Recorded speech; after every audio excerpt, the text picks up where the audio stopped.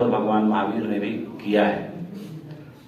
लेकिन दुनिया के जो बाकी धर्म हैं, जैसे ईसाई धर्म करीब 2500 साल प्लस पुराना है, इस्लाम धर्म करीब 1400 साल प्लस पुराना है, सिख धर्म 500 साल प्लस पुराना है, लेकिन जो हमारा सनातन धर्म है करीब करीब 11000 साल पुराना है।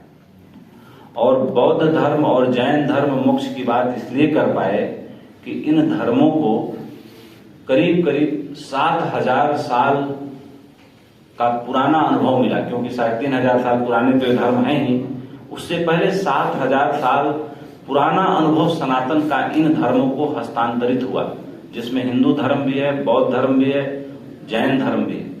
इसलिए इन धर्मों में मोक्ष की बात हो पाई।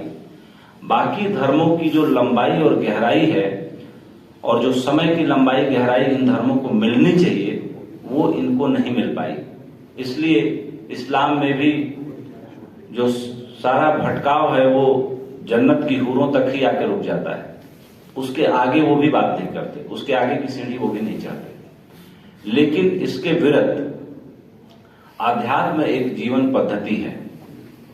जैसे हमारे जीवन का जो संतुलन का आधार है, अभी बहन जी मुझे जो प्रदर्शनी दिखा रही थी वो देखते वक्त मुझे ये ध्यान आया कि जैसे पदार्थ के अंतिम कण को तोड़ा जाए तो वो 3 हिस्सों में बढ़ता है, इलेक्ट्रॉन, न्यूट्रॉन और प्रोटॉन।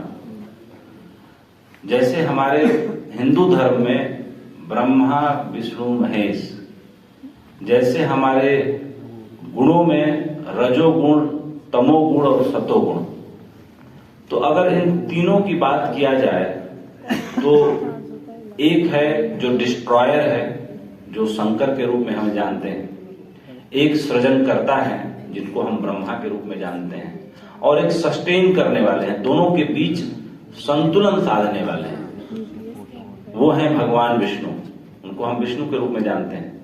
अगर इलेक्ट्रॉन, न्यूट्रॉन और प्रोटॉन के लेवल पे बात किया जाए तो जिस तरीके से इलेक्ट्रॉन जो है सस्टेनेबल है, सस्टेन करता है, जो अदृश्य है, दिखता नहीं।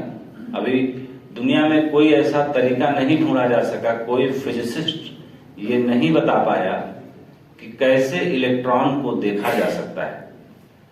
जैसे न्यूट्रॉन और प्रोटॉन जो है, प्रोटॉन जो है जिस तरीके से सृजन का काम करता है, न्यूट्रॉन जिस तरीके से डिस्ट्रॉयर का काम करता है, लेकिन उनके बीच में जो एक पिरामिड बना दिया जाए तो इलेक्ट्रॉन को ऊपर रखा जाए, पिरामिड के, त्रिकोण के, ट्रायंगल के ऊपरी सिरे पर, तो वो जो है संतुलन साधने का काम करता है इन दोनों के बीच। और ऐसा क्या है कि अगर संतुलन न सधे तो चीजें दूसरे डायरेक्शन में चली जाती हैं। जैसे एक उदाहरण दूं, मान लीजिए आप एक कार में बैठे हैं और जा रहे हैं, अलग अलग जगहों पर आपको अलग अलग स्पीड लिमिट दी गई है। जैसे आप हाईवे पे जा रहे हैं तो 60, 70, 100, 120 तक की स्पीड अलाउड है इंडिया में, और भी जगहों पर और देशों में अलाउड है। लेकिन जो ड्राइवर है उसके हाथ में एक्सीलरेटर भी है और ब्रेक भी है। एक्सीलरेटर को दबा के वो स्पीड बढ़ा लेता है और ब्रेक को दबा करके वो स्पीड पे काबू पा लेता है। लेकिन गाड़ी को संतुलित रखने का काम उस ड्राइवर का है। अगर हरे शहर में स्पीड 30 की रखी जाती है तो उसके पीछे एक कारण है कि कम स्पीड पे गाड़ी चल रही होगी तो उसको नियंत्रित करना बेहद आसान है। लेकिन अगर बहुत ज्यादा स्पीड पे गाड़ी अगर आप शहर के बीचों बीच चला दें तो शायद एक्सीडेंट होना बिल्कुल निश्चित है। तो जो संतुलित करने वाला ड्राइवर है, यानी कि कोई ऐसा है जो हमारे मन को, हमारे विचारों को नियंत्रित करता है, कंट्रोल करता है, तो कहा जाता है कि हमारी प्रज्ञा है, हमारा विजडम है जो हमें कंट्रोल करता है। जैसे ड्राइवर गाड़ी को करता है, जैसे ब्रह्मा विष्णु महेश के बीच में विष्णु संतुलन साधने का, सस्टेन करने का काम करते हैं, जैसे हम अपनी बुद्धि के द्वारा स्वयं को बचाने का काम करते हैं। लेकिन अब एक और नई बहस शुरू हो गई है। जैसे चार्वाक का दर्शन कहता है कि आत्मा नाम की कोई चीज नहीं है। महात्मा बुद्ध ने भी ईश्वर को और आत्मा को बहुत तरजीह नहीं दी। उन्होंने कहा कि जागृत अपदीपो भव, अपना दिया खुद बनो और आपका जागरण ही आपको ईश्वर बना देता है। आपके अंदर, किसी इंसान के अंदर ईश्वर बनने की क्षमता है, लेकिन हम मूर्छा में जीते हैं, शायद इसलिए उस रास्ते पर हम जा ही नहीं पाते, वो यात्रा शुरू ही नहीं कर पाते। तो बात आध्यात्मिकता की हो रही है, आध्यात्मिक सशक्तिकरण की हो रही है। तो आध्यात्मिक सशक्तिकरण कैसे आएगा? आध्यात्मिक सशक्तिकरण सिर्फ हमारे जागृत अवस्था में होने से आएगा, हमारे संतुलन साधने से आएगा। हमारे अंदर थोड़ा जो इलेक्ट्रॉन का गुण है या जो थोड़ा विष्णु का गुण है, कहा जाता है कि परमात्मा को पाने के लिए स्वयं को भी थोड़ा परमात्मा बनना पड़ता है। जैसे दूध को दही बनाने के लिए उसमें थोड़ा सा दही का जोरन, दही मिलाना पड़ता है, तो फिर वो जो गर्म दूध होता है अगली सुबह दही बन जाता है। तो अगर हम अपने जीवन में कोई यात्रा शुरू करना चाहते हैं तो हमें भी थोड़ा जागृत अवस्था में रह करके आगे बढ़ने की बेहद जरूरत है। अगर हम ऐसा नहीं कर पाते तो निश्चित रूप से हम अपना पूरा का पूरा जीवन मूर्छा में गुजार देते हैं। और आध्यात्मिकता से स्वच्छ समाज और स्वस्थ समाज की रचना कैसे होती है, इस पर भी बात करेंगे। लेकिन जो मैंने कहा कि बुद्ध और चार्वाक का दर्शन, अब एक नई बहस ये चल पड़ी है कि जैसे हमारे दिमाग को कौन क्षमता देता है कि हम सोचें, गणित के दुरूह से दुरूह सवाल हल करें, कौन हमें बताता है कि हमें क्या करना चाहिए और हमें कैसे करना चाहिए। तो नई बहस इसलिए शुरू हुई है कि जो आर्टिफिशियल इंटेलिजेंस के जरिए जो नए नए रोबोट्स बन रहे हैं, वो हमारे आप जैसे किसी भी आदमी से ज्यादा तेजी से गणित के सवाल हल कर देते हैं। फिर उनको सोचने की शक्ति कौन देता है? वो कैसे सोचते हैं फिर? तो एक नई बहस ये चल पड़ी है कि फिर आदमी इस काम के लिए ऐसा क्यों सोचता है कि कोई विशेष शक्ति है जो हमसे सोचवा रही है। तो उस विशेष शक्ति से तो हजारों गुना ज्यादा तेजी से रोबोट सोच दे रहा है। आर्टिफिशियल इंटेलिजेंस उन समस्याओं का हल कर दे रहा है। अभी मैं पुणे लिटरेचर फेस्टिवल में गया था, वहां पर एक विषय था कि मीडिया और एआई के ऊपर मुझे बात करनी थी। तो मैंने वहां पे एक एग्जांपल दिया, 2-3 एग्जांपल दिए मैंने एआई के। एक एग्जांपल मैंने दिया कि ली सिडोल विश्व चैंपियन थे, शतरंज के खिलाड़ी थे, बहुत बड़े। तो एआई रोबोट से उनको शतरंज खिलवाया गया। एआई रोबोट ने उनको कुछ ही मिनट में हरा दिया। 1 बार हराया, 2 बार हराया, 3 बार, 10 बार हरा दिया। तो सारे लोगों को बड़ा आश्चर्य हुआ कि जो आदमी वर्षों तक विश्व चैंपियन रहा, जिसके सामने कोई नहीं टिका, एक मशीन उसको हरा गई 1 मिनटों में, ऐसे चुटकी बजा के। तो उसी मशीन से पूछा गया कि तुमने कैसे हरा दिया। तो शायद किसी दूसरे आदमी से पूछा जाता तो इतना चालाकी से, मतलब इतना साफगोई से नहीं बताता, इतना ईमानदारी से। उस मशीन ने बिल्कुल बहुत ईमानदारी से बताया कि मैंने ली सिडोल जब पहली बार शतरंज खेला था, जो डिजिटल फुटप्रिंट इसका इंटरनेट की दुनिया में अवेलेबल था, मैंने उसको देखा, दूसरे देखा। इसके 10 सेकंड में मैं इसने जीवन में जितनी बार खेला है सब देख डाला मैंने, और मैंने इसका एल्गोरिदम पकड़ लिया कि खेलता कैसे। मैंने अपनी स्पीड इससे ज्यादा तेज कर दी, ये मशीन बता रही है। तो एक नई बहस ये भी शुरू हो गई है कि अगर चार्वाक जैसे ऋषि ने और बुद्ध जैसे पृथ्वी पर सदैव उतरे परमात्मा ने ये बात कही कि तुम अपने ईश्वर भी हो और अपने शत्रु भी हो, अपने भगवान भी हो, अपने दानव भी हो, तुम्हारे अंदर सारी संभावनाएं मौजूद हैं। ये तुम्हारे जागने के ऊपर निर्भर करता है, तुम्हारे सोचने के ऊपर निर्भर करता है। लेकिन अब इंसान के द्वारा बनाई गई मशीन इंसान से बहुत बेहतर परफॉर्मेंस दे रही है। एक एग्जाम्पल मैंने और दिया था कि इलॉन मस्क कि जो सेक्रेटरी थी लंबे समय से, वो उसने उनसे छुट्टी मांगी कि सर मुझे 2 दिन की छुट्टी दे दीजिए, मैं शादी करने जा रही हूं। तो उन्होंने कहा 2 दिन क्यों, तुम 7 दिन की छुट्टी ले लो। तो 7 दिन बाद वो शादी से लौटी तो इलान मस्क ने कहा कि जो मेरी रोबोट एआई सेक्रेटरी है आलिया, उसने 7 दिनों में इतना कमाल का काम किया कि मुझे 7 दिनों में तुम्हारी एक बार भी जरूरत नहीं पड़ी, तो तुम 10 गुना कंपनसेशन ले लो और तुम छुट्टी में घर बैठो अब या कोई और काम ढूंढ लो।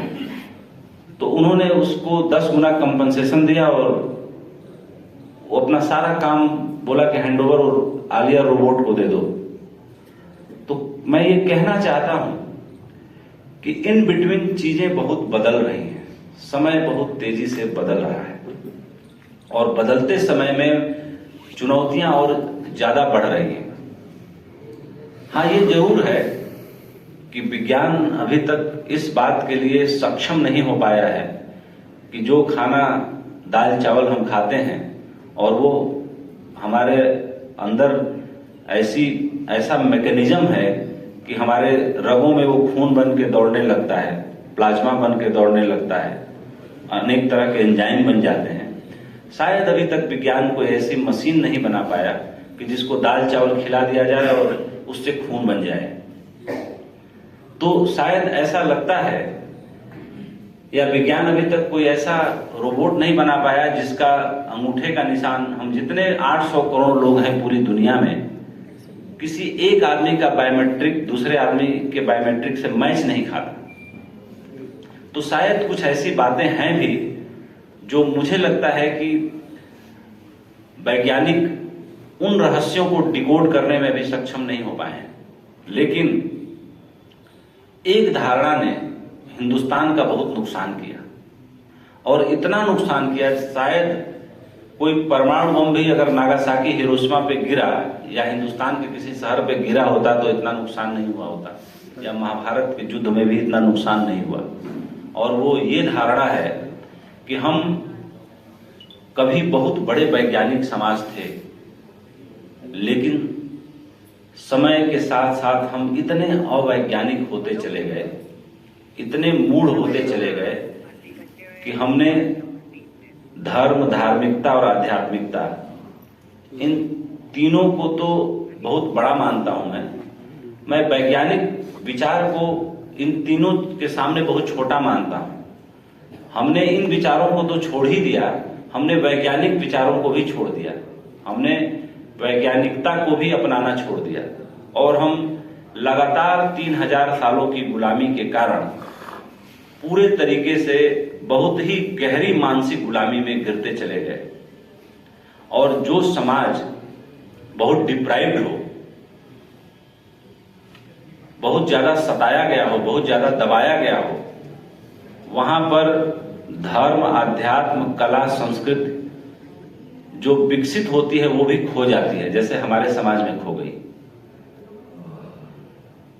बुद्ध और महावीर के वक्त आक्रांताओं का आक्रमण शुरू हुआ, और चंद्रगुप्त मौर्य से आचार्य चाणक्य से आप जोड़ लीजिए, सिकंदर से लेकर के, मोहम्मद बिन कासिम से लेकर के, मोहम्मद बिन गोरी से लेकर के, खिलजी से लेकर के, अंग्रेजों से लेकर के, अभी हमारी आजादी को मात्र 75 साल ही हुए हैं।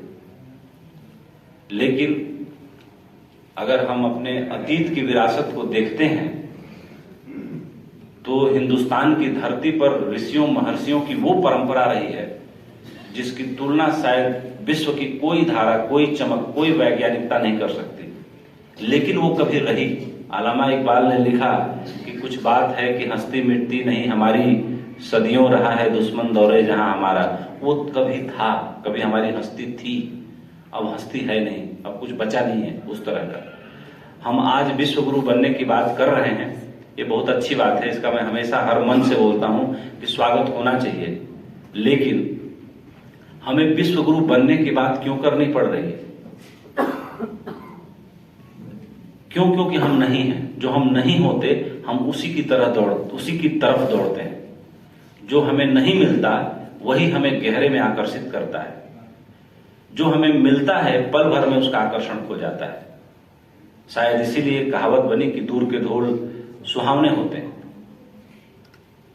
तो जो ये इन बातों की जो मैं एक पृष्ठभूमि तैयार कर रहा हूं, उसके पीछे एक लाइन का कहना यही है कि एक धारणा ने हिंदुस्तान का बड़ा नुकसान किया, और वो धारणा क्या थी कि रुपया, पैसा, पद, प्रतिष्ठा, संसार, ये सब मोह माया है।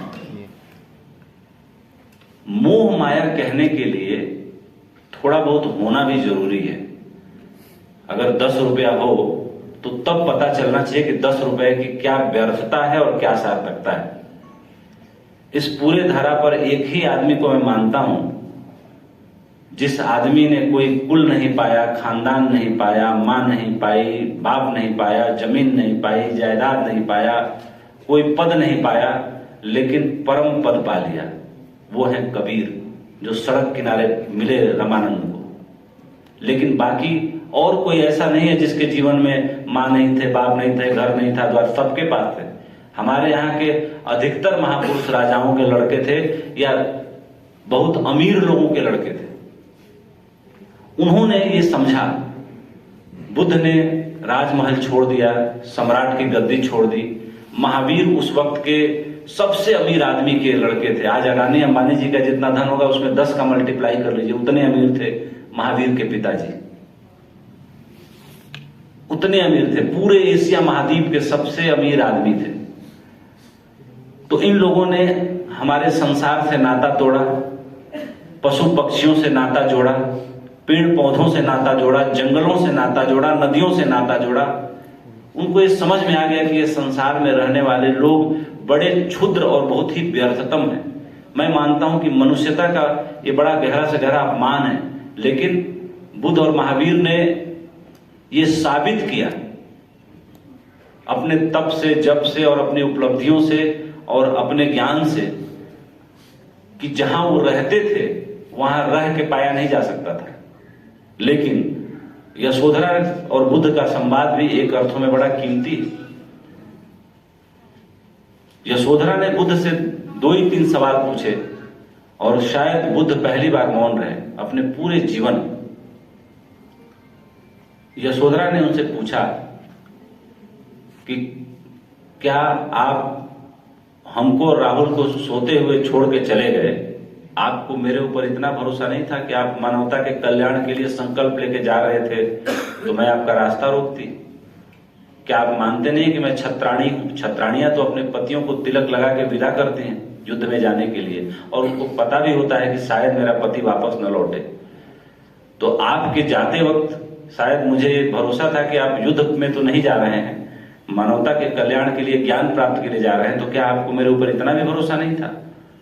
इस सवाल का जवाब बुद्ध नहीं दे पाए। उन्होंने जो इस सवाल का जवाब दिया वो भी मैं आप लोगों को बताऊंगा। हाँ, दूसरा सवाल पूछा कि अब तो आप सिद्धार्थ से महात्मा बुद्ध बन चुके हैं, ज्ञान प्राप्त कर चुके हैं, अनेकों सम्राट आपके चरणों में अपना मुकुट चढ़ा चुके हैं, तो मुझे एक बात बता दीजिए कि जो आप जंगल में जाके 12 सालों की कठिन तपस्या करके आपने प्राप्त किया, क्या वो महल में रह के या बाजार में रह के नहीं पाया जा सकता था? बुद्ध ने इसका उत्तर दिया, क्योंकि अगर इसका उत्तर नहीं देते तो शायद अन्याय होता। बुद्ध ने इसका उत्तर दिया कि बिल्कुल पाया जा सकता था, क्योंकि पाया हुआ आदमी के लिए बाजार और महल बाधा नहीं बन सकता।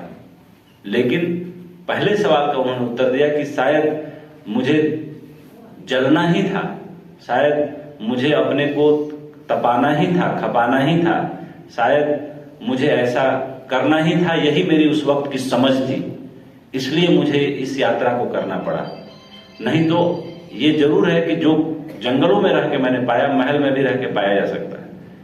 जैसे कबीर ने संसार में रह के ही ज्ञान प्राप्त किया, हमारी आपकी तरह रोज की दिनचर्या फॉलो करते हुए रैदास ने, कबीर ने, मीरा ने, रसखान ने, सबने ज्ञान प्राप्त किया। गुरु नानक देव ने, सबने, संत एकनाथ ने, समर्थ गुरु रामदास ने, सबने, जो संतों की एक बड़ी गहरी परंपरा है। हमारे यहाँ सप्तऋषियों की परंपरा है, सारे सप्तऋषि ब्याहता थे, कोई सप्तऋषि ऐसा नहीं था जिसका गृहस्थ जीवन न रहा, सबने प्राप्त किया। तो स्वच्छ और स्वस्थ समाज के लिए आध्यात्मिक सशक्तिकरण इसलिए जरूरी है कि हमारे जीवन में संतुलन सिर्फ अध्यात्म ही दे सकता है, और अध्यात्म के कारण जो संतुलन आता है, फिर वो समाज जो कभी हम राम राज्य की बात करते हैं, कभी सप्तऋषियों के युग की बात करते हैं, शायद वैसा समाज इस पृथ्वी पर रहा, लेकिन बाद में वो कला, वो कीमिया, वो सारी चीजें खो गई। लेकिन अगर हमें उन चीजों की याद आ रही है तो एक बड़ी गहरी संभावना पनप रही है कि शायद हमें अभी भी उन बातों की तरफ बढ़ने की दिशा में एक कदम उठाने की जरूरत है। और अगर कोई याद आए तो समझिए कि रास्ता वहीं से शुरू हो जाता है। जैसे कहा जाता है कि अच्छा क्या है, बुरा क्या है, तो गोस्वामी तुलसीदास ने लिखा कि पुण्य और पाप की व्याख्या करते हुए कि परहित सरिस धर्म नहीं भाई, परिपीड़ा नहीं समधिकाई। उसी बात को भगवान गणेश से परीक्षा लेते वक्त भगवान शंकर ने पूछा कि हे पुत्र, पाप और पुण्य की व्याख्या करो।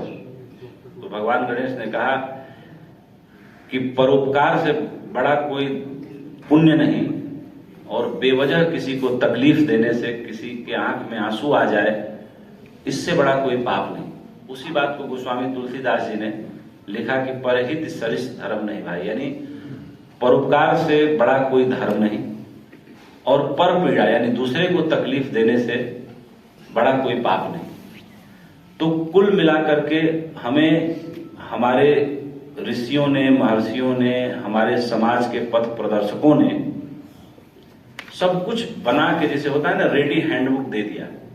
लेकिन हम इतने कमजोर हैं, इतने आलसी हैं और इतने अपने स्वार्थ में जकड़े हुए हैं कि जो खोजने वालों ने सब कुछ बना के दे दिया, जैसे सिलेबस की किताब हमें सब कुछ माँ बाप खरीद के दे देते हैं या पैसा दे देते हैं, हम ही खरीद के ले आते हैं, लेकिन परीक्षा में हम फेल हो जाते हैं या 3rd डिवीजन का नंबर ले आते हैं। तो वैसे ही इसकी कोई परीक्षा नहीं होती। इसी को शायद दूसरे शब्दों में इंसानियत कहा जाता है, दूसरे शब्दों में अध्यात्म कहा जाता है, या यूं कहें कि परोपकार कहा जाता है, या यूं कहें कि किसी दूसरे के चेहरे पर मुस्कान ले आने की कला कहा जाता है। मेरी नजर में तो यही आध्यात्मिकता है। और कोई आपका ऐसा कृत्य जो दूसरे के जीवन में खुशी उतारे, आपके किए किसी काम से किसी के चेहरे पे मुस्कान आ जाए, आपके किए किसी काम से किसी की समस्या हल हो जाए, आपके किए किसी काम से आपका दुश्मन भी खुश हो जाए, आपके किए किसी काम से दुश्मन समझने वाला आदमी भी आपको आंख में आंसू भर के आके गले लगा ले, मुझे लगता है कि असली परोपकार, असली आध्यात्मिकता, असली धर्म यही है। और मैंने शुरू में ही बोल दिया कि मैं जो समझता हूं मैं वही बोलता हूं, क्योंकि जो मैं समझता हूं उसी को कन्विक्शन से बिना जुबान कांपे बोलता हूं। जो नहीं पता उसे मुझे नहीं पता, मैं उसे बोलना भी नहीं चाहता। लेकिन हाँ, इतनी बात जरूर मैंने अपने 28 साल के सार्वजनिक जीवन में समझी है। जब मैं ग्रेजुएशन फर्स्ट ईयर में था 97 में, मैं तब से काम कर रहा हूं, तब से लोगों के बीच में हूं।